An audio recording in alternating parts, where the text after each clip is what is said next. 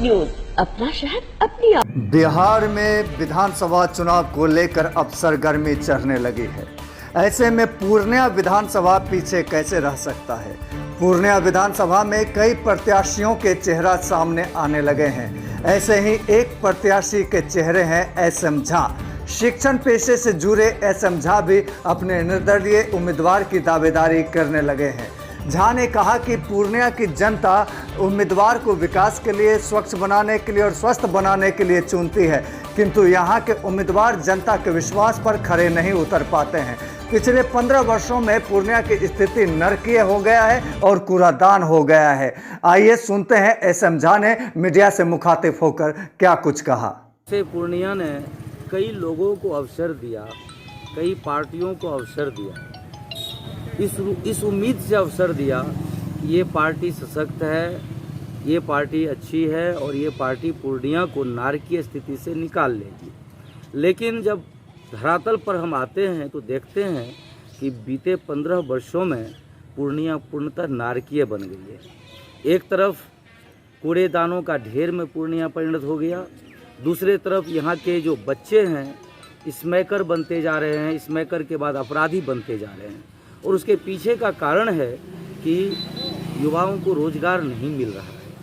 मैंने कई दलित बस्तियों का दौरा किया और वहाँ जाकर मैंने देखा कि दलितों के बच्चों को मौलिक शिक्षा के लिए आंगनबाड़ी का केंद्र तक नहीं है। आज क्षुभित हो जाता हूँ ये देखकर कि जो हमारे माननीय हैं उनको न तो जनता से कोई सरोकार है, ना ही जन समस्याओं से कोई लेना देना है। बस वे पार्टी के नाम निश्चिंत बैठे रहते हैं और पार्टी के टिकट पर जीत करके सिर्फ और सिर्फ भ्रष्टाचार फैलाते हैं और लोगों को तकलीफ में डालते हैं, तकलीफ से निकालते कतई नहीं है।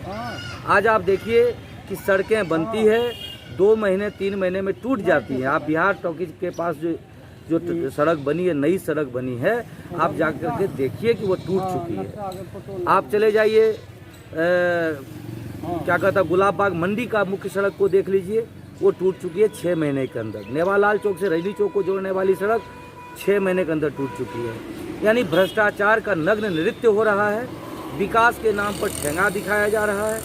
बहुत दिनों से एक बात लोगों के मन में थी कि यदि खास पार्टी को हम नहीं चुनेंगे तो कहीं मुस्लिम ना बन जाए। मैं कहता हूँ कि आज शव दहन नहीं करने के कारण हमारे बहुत सारे हिंदू भाई बहन को दफनाया जा रहा है, तो मुस्लिम तो बन रहे हैं हम लोग। आखिर कैसे, क्यों किसी खास पार्टी का समर्थन हो। और दूसरी बात, सबसे चिंता की बात यह है कि पूर्णिया के आम आवाम को आज कोई पार्टियां महत्व नहीं दे रही है। कोई जनप्रतिनिधि कहते हैं मुझे फलां पार्टी का टिकट मिलेगा मैं जीत जाऊंगा, कोई कहते हैं मुझे फलां पार्टी का टिकट मिलेगा मैं जीत जाऊंगा, कोई कहते हैं मैं धन की बोरियां खोल दूंगा जीत जाऊंगा। इनमें से कोई भी ये नहीं कहते कि मुझे जन समर्थन मिलेगा तो मैं जीतूंगा। यानी इन लोगों के नज़र में हमारे पूर्णिया वासियों का, हमारे सम्मानित मतदाता भाई बहनों का कोई महत्व बिल्कुल नहीं रह गया है। मैं अपने पूर्णिया वासियों से यह अपील करना चाहूँगा कि क्या आप इन पार्टियों के गुलाम हैं कि ये जिसको चाहे अपना टिकट दे और आप निश्चित रूप से इसको वोट दे दें। ये क्या तमाशा है।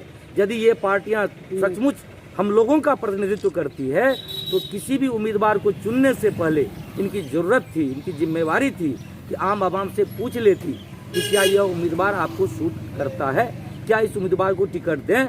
नहीं, आज कोई पार्टी हो, गंगाधोई पार्टी हो कि ये डी हो या वो डी हो, कोई भी पार्टी हो, वह उम्मीदवारों के प्रतिभा को कोई सम्मान नहीं देती है, कर्तव्य निष्ठा को कोई सम्मान नहीं देती है। लोग जवानी से बूढ़ा बन जाते हैं किसी भी पार्टी में काम करते करते, लेकिन उनकी प्रतिभा, कर्तव्य निष्ठा को कोई महत्व नहीं दिया जाता है।